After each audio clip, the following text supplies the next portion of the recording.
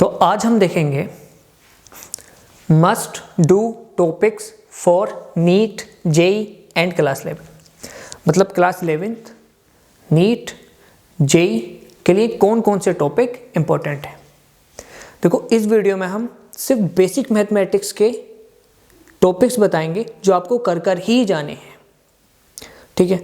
और सबसे अच्छी खबर यह है, जितने भी टॉपिक मैं बताऊंगा वो इस चैनल पर मैं करवा चुका हूं।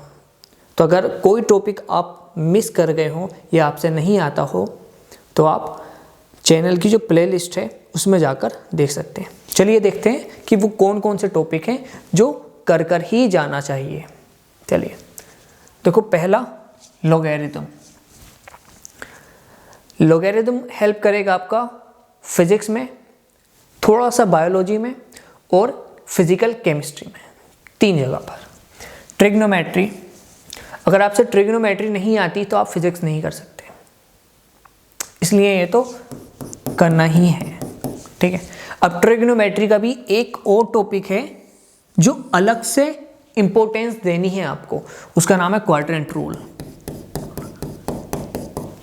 अमूमन क्या होता है ना, बच्चा ट्राइग्नोमेट्री सब कुछ पढ़ लेता है लेकिन क्वाड्रेंट रूल को छोड़कर चला जाता है। इसलिए आपको ट्राइग्नोमेट्री तो पढ़नी है लेकिन उसके साथ साथ क्वाड्रेंट रूल भी एकदम कंटास कर लेना है, ठीक है। चलिए फिर देखो, ये एंगल छोटा सा टॉपिक है लेकिन क्वेश्चन डायरेक्टली बन जाता है इससे, इसलिए ये वाला टॉपिक कर लेना।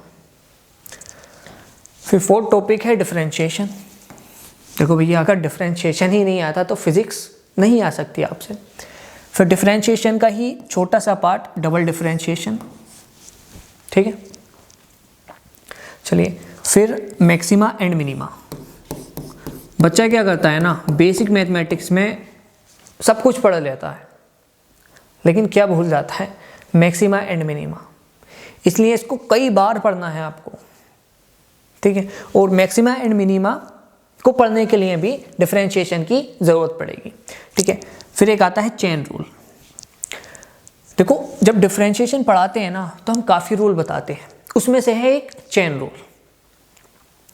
तो दिमाग में क्वेश्चन आएगा कि चेन रूल को डिफरेंशिएशन से अलग क्यों लिखा है। अलग इसलिए लिखा है क्योंकि चेन रूल बहुत टफ है। इवन अगर आप पूरी फिजिक्स में क्लास 11th की, क्लास 12th की पूछोगे सबसे टफ टॉपिक कौन सा है, मैं कहूँगा चेन रूल। इसलिए चेन रूल पर अलग से फोकस करना, ठीक है। और सबसे अच्छी बात यह है कि ये चारों टॉपिक इंटरकनेक्टेड है। किससे? डिफरेंशिएशन से। अगर डिफरेंशिएशन आता है तो डबल डिफरेंशिएशन भी आएगा, अगर डिफरेंशिएशन आता है तो मैक्सिमा एंड मिनिमा भी आ जाएगा, अगर डिफरेंशिएशन आता है तो चेन रूल भी कर लोगे। हालांकि चेन रूल में मेहनत करनी पड़ेगी लेकिन डिफरेंशिएशन प्री रिक्वायरमेंट है। चलिए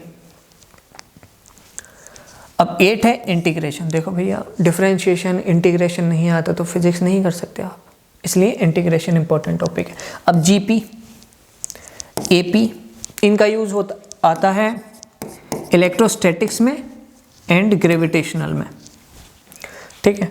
चलिए फिर लास्ट में क्वाड्रेटिक इक्वेशन, इसका भी बहुत यूज है यार, ठीक है। तो अगर आपने ये 11 टॉपिक्स कर लिए तो आप नीट के लिए, जेई के लिए, क्लास 11th के लिए प्रिपेयर हो गए बेसिक मैथमेटिक्स चैप्टर को सोल्व करने के लिए, ठीक है। मतलब इनसे कम मत पढ़कर जाना, चाहे इससे ज़्यादा पढ़ लेना, ठीक है। Thank you.